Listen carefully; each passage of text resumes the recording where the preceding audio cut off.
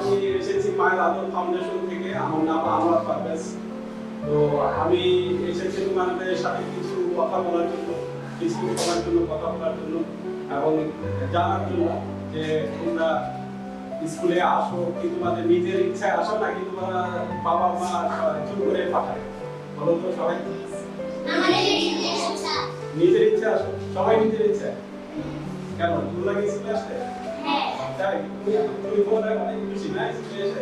হ্যাঁ, বুঝা যাচ্ছে সবাই কি খুশি স্কুলে এসে? কি যারা বেশি বেশি স্কুলে আসে এবং যাদের আর্থিক অবস্থা কিছুটা অসচ্ছল, তারপর অনেক মেধাবী, তাদেরকে আমি আজকে পুরস্কৃত করবো। আজকে যারা অধিকার বঞ্চিত, পারিবারিক অসচ্ছল আর যারা ভালো প্রতিনিয়ত স্কুলে আসো, ভালো ফলাফল করো, তাদের জন্য একটা পুরস্কার নিয়ে প্রতিষ্ঠানের পক্ষ থেকে দিয়ে যাবে। তোমরা সবাই আরো ভালোভাবে লেখাপড়া করো, লেখাপড়ার উৎসাহিত হও, লেখাপড়া করে নিজেকে মানুষের মতো মানুষ করো, জীবনকে শান্ত করো, জীবনকে বড় উচ্চতায় নিয়ে যাও। এটা আমাদের প্রত্যাশা, আজকে যারা অতিথি আসছে সকলের প্রত্যাশা। তোমরা সবাই ভালো করো, লেখাপড়াকে জয় করো, পৃথিবীকে জয় করো, দারিদ্রকে জয় করো, অর্থনীতিকে জয় করো এবং নিজেকে জয় করো। এটা আমাদের প্রত্যাশা। আমার নাম কি বাবা? সুরাইয়া। আচ্ছা, সুরাইয়া ক্যামেরা ফাউন্ডেশন থেকে সুরাইয়াকে দেওয়া হচ্ছে একটা সামান্য কিছু উপহার। নাও নাও। আচ্ছা, তুমি যাও।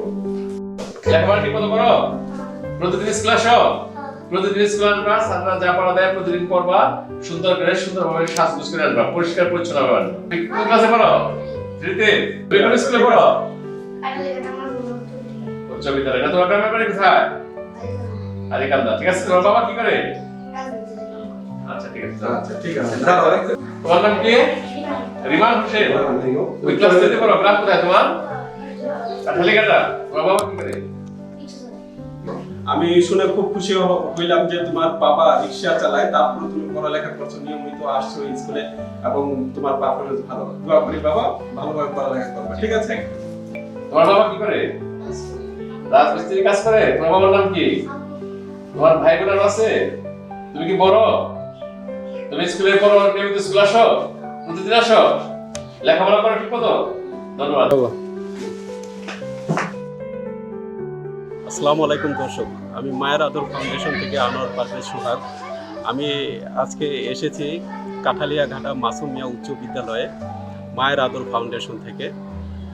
তো আজকে আমি এসেছি এখানে অনেক ছাত্রছাত্রী আছে, ক্লাস 3 ছাত্রছাত্রীদের সাথে আজ আমি কথা বললাম এবং ওরা মানে নিজের ইচ্ছায় স্কুলে আসে নাকি বাবা মা জোর করে পাঠায়, ওরা কি কতটা স্বাচ্ছন্দ্য বোধ করে স্কুলে আসতে, হ্যাঁ, এবং স্কুলে আসার উপস্থিতিটা ওদের কেমন কতটুকু সেটা জানার জন্য দেখলাম খুব ভালো ছেলে বাচ্চারা নিজের ইচ্ছায় স্কুলে আসে এবং ওদের স্কুলে আসার উপস্থিতি হার অনেক ভালো।